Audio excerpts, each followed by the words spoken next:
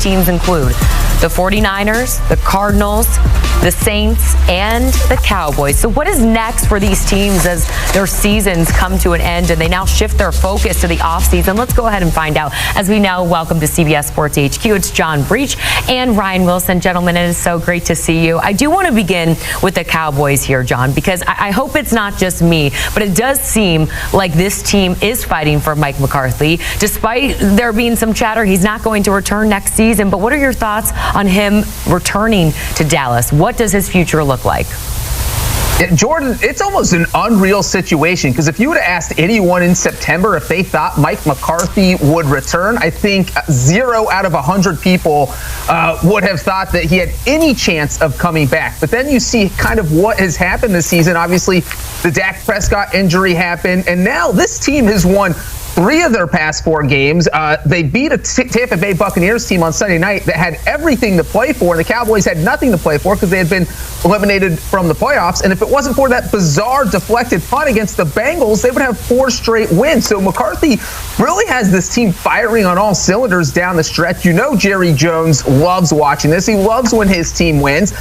So now, 3 months ago, I would have said no chance. Now I think he does come back. I don't know that who is going to come and do a better job than what Mike McCarthy has done. I mean, he's got 12 wins in multiple seasons with the team. They've overachieved this year at where they are right now. So I will not be surprised if Mike McCarthy returns, and this is obviously the biggest thing on their plate. And I think we'll know more, obviously, in the next month. I don't think Jerry Jones will milk this out, but I do think Mike McCarthy ends up back in Dallas. Yeah, I don't disagree with you at all, John. They're 7-8, and you compare them to the other 7-8 team in that conference, and the Arizona Cardinals. That feels like 2 teams going in different directions. And I think you could argue that, at least in the quarterback position when healthy, Kyler Murray certainly outplayed what we've seen from Cooper Rush. But that team has held its own in Dallas, and Mike McCarthy, through weathering numerous storms over the course of the past few months, has this team playing hard, and that includes a ton of injuries. And that, Jordan, leads me to the draft. But first, I want to note, it is clear, happy holidays to both of you. It is clear that I love Christmas more than John. My tree is a little bit bigger than his. I won't comment any further, but I'll just leave it at that. But in terms of what the Cowboys might look for going forward, if Mike McCarthy is in fact coming back, they've had a ton of injuries on both sides of the ball. But I think you have to focus on defense, defensive line in particular. They've also lost Marvin Overshown, their third-year cornerback who suffered a serious knee injury. He might be out in the 2025 season. He was playing at such a high level. So if you're looking towards the draft, now that they're officially limited for the playoffs, I think they're going to be picking in the middle of the first round. Defense makes a ton of sense. Defensive line, linebacker, even cornerback. But if Ashton Genty's there in the middle of round 1, Jerry Jones or whomever he has should sprint to the podium and draft old Ashton Genty and bring him to Dallas. All right, that would put a big smile on a lot of Cowboys fans' faces, I'm sure. As you mentioned, Ryan, 7-8 out of playoff contention. We will see what they do come this offseason and the upcoming NFL draft. Guys, let's go ahead and get to the 49ers here. We know the situation for them. They're going to eventually have to pay Brock Purdy. How does that maybe affect some of the things they want to do this upcoming offseason, Ryan? That's going to be a big part of it, and it sounds like Brock Purdy is going to be in their plans, and he should be. And then the question becomes, is Brock Purdy going to play for a relative bargain? And by that I mean $50 million as opposed to something closer to $55+ million. And I don't know the answer to that, but they're going to have to get after the wallet in San Francisco. And you can say, well, you can just plug anyone in there. Well, you can't, because Brock Purdy has done a lot with a little. There have been a ton of injuries in San Francisco. It's a huge need, and they could also consider offensive line. But what's most important is to get healthy. Then you pay your guy, Brock Purdy. Oh boy, it's going to be a lot of money. He's going to be up there in the Trevor Lawrence range or north of there. And then you come back next year and make a run at the NFC West.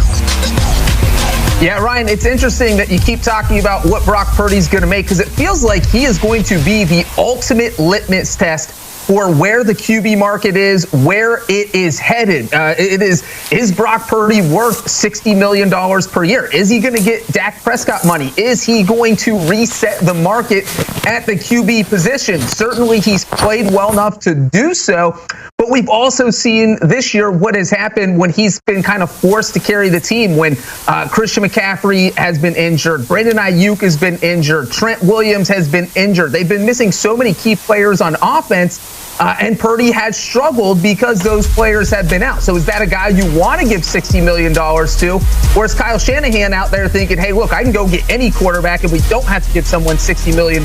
So we'll be interesting to see how they're thinking. And when you look toward their offseason, really all their biggest question marks are probably on the defensive side of the ball. As we see here, Travarius Ward is scheduled to be a free agent, Dre Greenlaw. So those are decisions you have to make. And one really interesting decision, I think, is going to be with Deebo Samuel. They gave the huge contract extension to Brandon Ayuk. Samuel hasn't been quite the same player this year that he's been in the past, even though he was going to be asked to carry more of the load because of all the injuries that have happened. And he just hasn't been able to do it. So I will not be surprised if maybe they decide to move on from Deebo Samuel, but that will be something certainly to watch this offseason with San Francisco. Yeah, most definitely. But we definitely know that Brock Purdy's future and whatever that number is will play a role in all of this. Ryan, I know you mentioned that closer to that Trevor Lawrence number at $55 million. John, do you have a prediction? What's that magic number for you for Brock Purdy? I think he comes in slightly under the Trevor Lawrence, Joe Burrow, Jordan Love range. So I'll say somewhere between 50 and 53 million. All right, we will look for that. Let's get to the Cardinals now, you guys. I think many people would say exceeded expectations this year. They were top of the division at one point. They lost it. They had, as I mentioned, the division lead. But where are we at with this Cardinals team, Ryan? What do they need to take that next step? Well, first of all, I think Cliff Kingsbury's been vindicated because, Breach, you remember, for 3 straight years, they started strong with Cliff Kingsbury as the head coach, and then they imploded down the stretch. Cliff Kingsbury won yesterday with Washington, so maybe it's not him, but it feels like this team is cursed, Jordan, in the Southwest, that once the second half of the season comes, once the weather turns, they just don't play good football. And I think for, as you talked about, the first half of the season, there was a lot of reasons for optimism. Kyler Murray was playing well. Marvin Harrison never caught fire, but he was certainly getting better each and every week. Trey McBride flashed as a go-to tight end. But I think if you're looking toward the future, now that their playoff hopes are on the shelf officially, you got to shore up that defense. Jonathan Gannon, the head coach, is a defensive guy, and he's done a good job at times, but they need more help at the edge rush position. Last year, they drafted Darius Robinson, who was injured for much of the season. You get him some help. You get some help with interior defensive line. You can even go linebacker. Someone like Jalen Walker out of Georgia has been a fun player this season, who's going to keep his playoff hopes alive here with the Bulldogs when they play next week. But I think defense is where you start, because offense, at least in a skill position player, you're cooking. You might want to draft the right tackle to pair with Paris Johnson Jr. as well, your former first-round pick. But I would start defense and circle back, maybe shore up the offensive line, because Kyler Murray, the running game, and the wide receivers, they're ready to go. They just need a little bit of help. Yeah, absolutely. It's really interesting because I do feel like the Cardinals were a team that overachieved this year. I don't think anyone thought that we were going to be talking about them as an NFC West title contender in December, yet here they were until they kind of choked that away against Carolina on Sunday and got eliminated from the playoffs. And that was really a game that kind of epitomized their season, where the offense looked good in spots, but as you said, Ryan, they need some defensive help. And that's when you're giving up 36 points to the Carolina Panthers, you absolutely need some defensive help. So they do have some huge question marks this offseason. I think looking on the offensive line, that's going to be a big one. They have multiple players set to hit free agency. Will Hernandez, Kelvin Beachum, Evan Brown. So they're going to have to make some big decisions there about whether they want to re-sign guys or look to the draft for that. Kaiser White on the defensive side of the ball. So they are going to have a lot of holes to fill, but it does feel like the base is there for a successful team. Kyler Murray, as you said, Ryan, very successful early in the season. And it does feel like they also know what their bread and butter is. We saw them give a contract extension to James Conner. When you're paying a running back, you feel pretty confident that that running back can be successful for you. We've seen Conner carry a heavy load on this offense. They obviously feel very comfortable with him.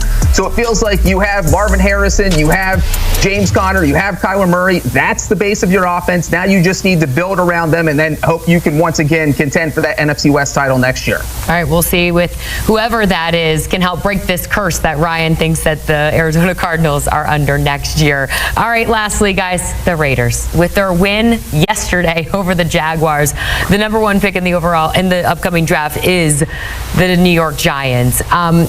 John, your thoughts on this race to the number one overall pick, how it's kind of all played out?